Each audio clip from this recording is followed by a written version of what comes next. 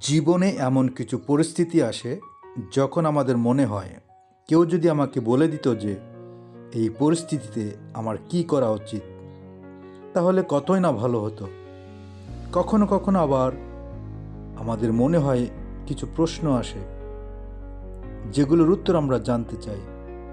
অনেক সময় আবারও আমরা এতটাই ভেঙে পড়ি যে আমাদের সাহায্যের প্রয়োজন হয়। এই সমস্ত পরিস্থিতির সঙ্গে মোকাবিলা করার জন্য প্রার্থনা আপনাকে সাহায্য করতে পারে। প্রার্থনা করার মাধ্যমে আপনি ঈশ্বরের আরও নিকটবর্তী হতে পারবেন। কিন্তু প্রশ্ন হলো, কিভাবে আমাদের প্রার্থনা করা উচিত? ঈশ্বর কি প্রত্যেকের প্রার্থনা শোনেন? ঈশ্বর কি আমার প্রার্থনা শুনবেন? ঈশ্বর যাতে আমার প্রার্থনা শোনেন সেজন্য আমরা কি করতে পারি, আর সেটি আমাদের বাইবেল থেকে আমরা দেখতে পারি।